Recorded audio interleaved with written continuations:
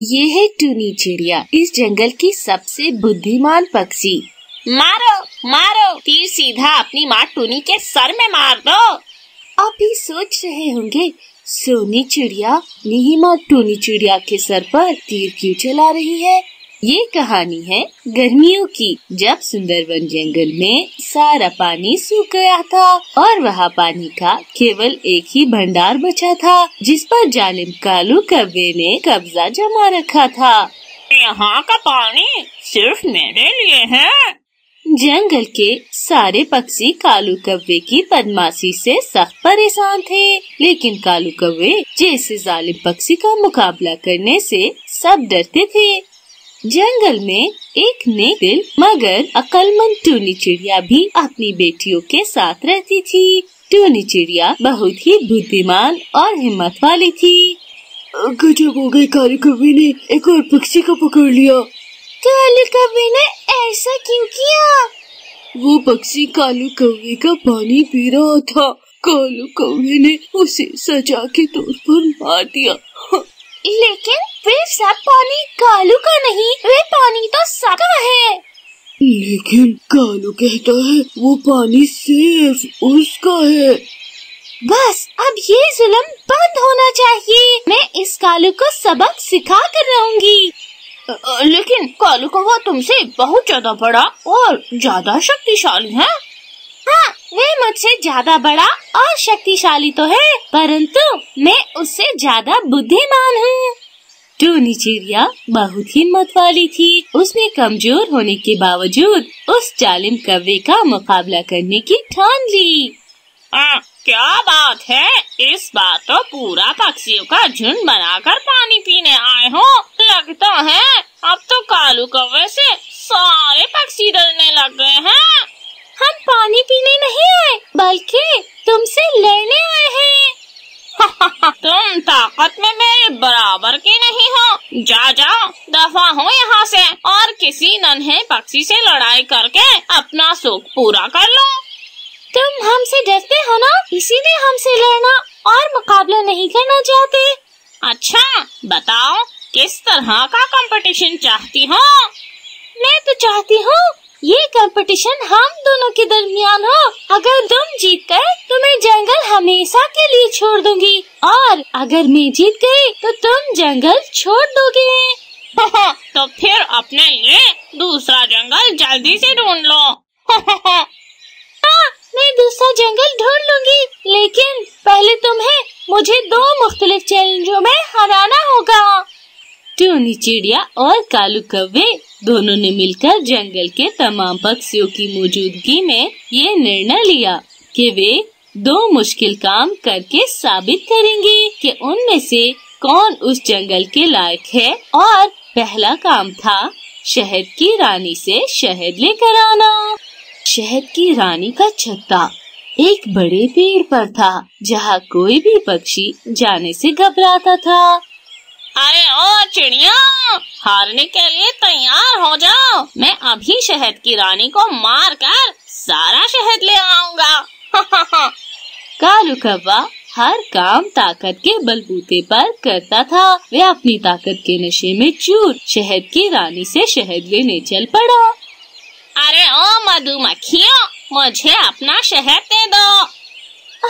हम बहुत मेहनत से शहद तैयार करती है। हम तुम्हें अपना शहद क्यों दे, जबकि तुम हमें पानी भी पीने नहीं देते। मुझे अपना शहद दे दो, वरना मैं अभी सारा छत्ता तोड़ दूंगा। अगर तुमने ऐसा किया तो हम तुम्हें भी सबक सिखाएंगे जो तुमने स्कूल में भी नहीं सीखा होगा। कालू कव्वे ने गुस्से से छत्ते पर हमला कर दिया। छत्ते की सभी मक्खियों ने कालू कव्वे को डंक मारना शुरू कर दिए। कालू कव्वे को जब वे डंक लगे तो उसने वहाँ से भागना शुरू कर दिया, लेकिन मधुमक्खियाँ भला उसे कहाँ छोड़ने वाली थी। बचाओ बचाओ, मेरे बाप की भी तौबा जो कभी मधुमक्खियों से पंगा लिया। आखिरकार मधुमक्खियों ने कालू कव्वे को छोड़ दिया। अब बारी थी टूनी चिड़िया की। टूनी, तुमने देखो मधुमक्खियाँ कितनी खतरनाक है और उस वक्त वे गुस्से में है। मैं तो कहती हूँ आज मधुमक्खियों के पास नहीं जाना चाहिए।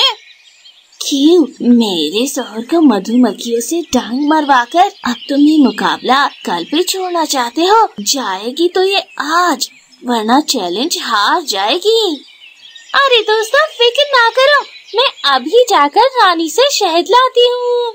टूनी चिड़िया डरी नहीं, उसने हिम्मत नहीं हारी। वे रानी मधुमक्खी के पास शहद लेने चली गई।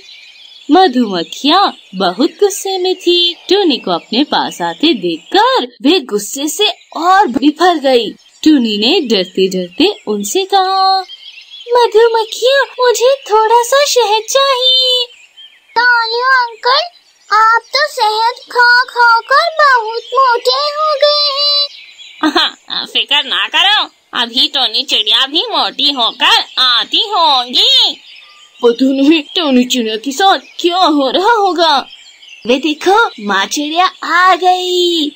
मैं शहद ले आई और मैं ये चैलेंज जीत गई हूँ।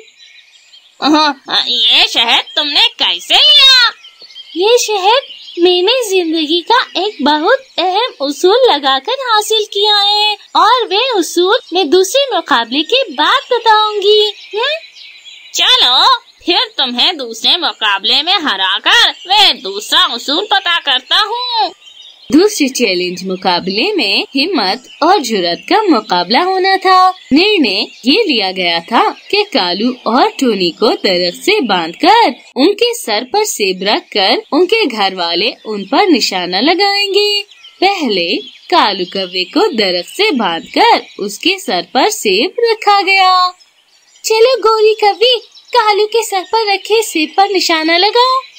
कालू बहुत डर रहा था कि कहीं तीर उसको सच में न लग जाए। फिर अचानक कालू कौवे को ख्याल आया कि उसकी बीवी गोरी कौवी तो उसको मारना चाहती है। बचाओ बचाओ, गोरी कौवी मुझे मारना चाहती है। मेरी बीवी गोरी कौवी मुझे मारना चाहती है, इसलिए मैंने ये मुकाबला नहीं करना। तुम मुझ पर ये इल्जाम कैसे लगा सकते हो कालू?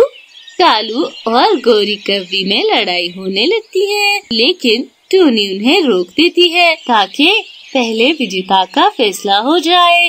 टूनी चिड़िया को दरख्त से बांधकर उसके सर पर सेब रखा जाता है और सोनी चिड़िया उस पर तीर चलाती है। सोनी चिड़िया का निशाना सीधा सेब पर लगा और यूं टूनी चिड़िया दूसरा मुकाबला भी कालू कौवे से जीत गई। कालू की सजा का फैसला भी होना है। मैं सबके सामने अपनी हार मानता हूँ। अब मैं ये जंगल छोड़कर चला जाऊंगा। तुम्हें जंगल छोड़कर जाने की कहीं जरूरत नहीं, तुम यहाँ रह सकते हो, लेकिन इस पानी पर अब पूरे जंगल का हक है। चलो, अब ये सारा पानी जंगल का हुआ। अब तुम ये बताओ, तुमने मधुमक्खियों से शहद कैसे हासिल किया? मैंने दोस्ती का इस्तेमाल किया। जिंदगी में दोस्ती सबसे होनी चाहिए और दुश्मनी किसी से भी नहीं होनी चाहिए। हेलो टूनी, क्या हम पानी ले जा सकती हूँ? हाँ, तुम जितना चाहो पानी ले जाओ। शुक्रिया। मैंने रानी से वादा किया था कि अगर वे मुझे शहद दे दे तो मधुमक्खियों को हमेशा के लिए पानी मिलेगा। जिंदगी में ऐसे हमें एक दूसरे के काम आना पड़ता है कालू। और आपको कैसे पता था मैं निशाना ठीक लगाऊंगी?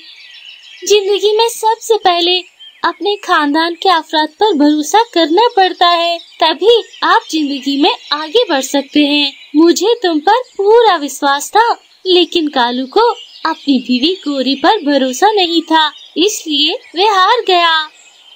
सॉरी गोरी कौवी, मुझे माफ कर दो।